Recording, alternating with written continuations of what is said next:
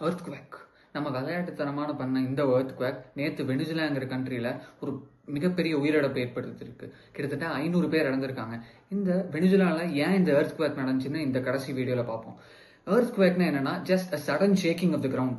இந்த sudden shaking ஏன் நடக்குதுன்னு தெரிஞ்சுக்கிறதுக்கு எர்த் வந்து 3 லேயரா டிவைட் ஆயிருக்கு. அதாவது crust, mantle and core. Crust வந்து டாப் மோஸ்ட் லேயர், அதில் தான் நம்ம எல்லாம் இருக்கோம். அது கிரஸ்ட் வந்து மேண்டிலுக்கு மேல இருக்கு. மேண்டில் வந்து 2 லேயர்ஸா பிரிக்கப்படுது.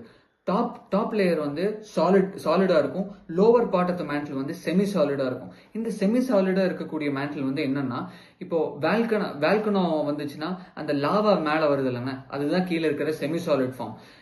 அப்புறம் centre part of the earth வந்து கோர். இப்போ நம்ம மேண்டில் சொன்னல, மேண்டிலோட டாப் பார்ட் வந்து சாலிடா இருக்கும். அந்த சாலிட் வந்து கீழே இருக்கிற லாவா மேல ஃப்ளோட் ஆயிட்டே இருக்கும். அந்த அந்த அந்த மேண்டில் மேலதான் நம்ம கிரஸ்ட் இருக்கிறதுனால நம்மளும் ஃப்ளோட் ஆயிட்டே தான் இருக்கும். இப்போ நல்லா புரிஞ்சுக்கிறதுக்கு, இப்போ சுடுதண்ணி நீங்க அடுப்புல வச்சீங்கன்னா மேல ஒரு தட்டம் போட்டு மூடினீங்கன்னா சுடுதண்ணி கொதிச்சிருக்கு அப்புறம் என்ன ஆகும், அந்த தட்டம் வந்து ஷேக் ஆயிட்டே இருக்கும். அதே மாதிரிதான் கீழே இருக்கிற அந்த செமி சாலிட் வந்து நல்லா கொதிக்க செம்ம ஃபுல் ஹாட்டா இருக்கு. அப்படி இருக்கிறதுனால மேல இருக்கிற சாலிட் வந்து அது மேல ஃப்ளோட் ஆகிட்டே இருக்கு. இந்த ஃப்ளோட் ஆகிட்டே இருக்கிறதுனாலதான் எர்த்குவேக் வருது. இன்னும் நல்லா புரிஞ்சுக்கிறதுக்கு, இந்த அப்படி மேல இருக்கிற பிளாக் சொன்னோம்ல, அது வந்து கிட்டத்தட்ட 7 பிளாக்கா நம்ம எர்த்தை டிவைட் பண்ணலாம். அதாவது பிளேட்ஸ்ன்னு சொல்லுவோம். இந்த பிளேட் வந்து என்னன்னா 7 major plate. North American plate, south American plate, India வந்து இந்தியன் பிளேட்ல இருக்கு, யூரோப் வந்து யூரேஷியன் பிளேட்ல இருக்கு. அந்த மாதிரி 7ஆ டிவைட் பண்ணலாம். இந்த பிளேட்ஸ் வந்து கான்ஸ்டன்டா மூவ் ஆயிட்டே இருக்கு. இப்போ இதான் 2 பிளேட்னா இந்த 2 பிளேட் வந்து உடனடியே மூவ் ஆனா எர்த்குவேக் வராது. அந்த டென்ஷனை வந்து இதை ஹேண்டில் பண்ணிட்டே இருக்கும்.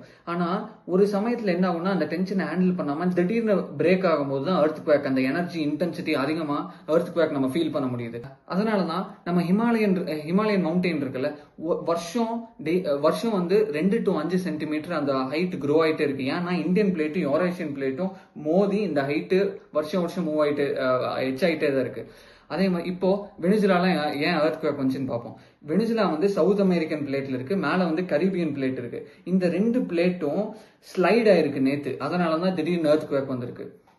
தேங்க்யூ.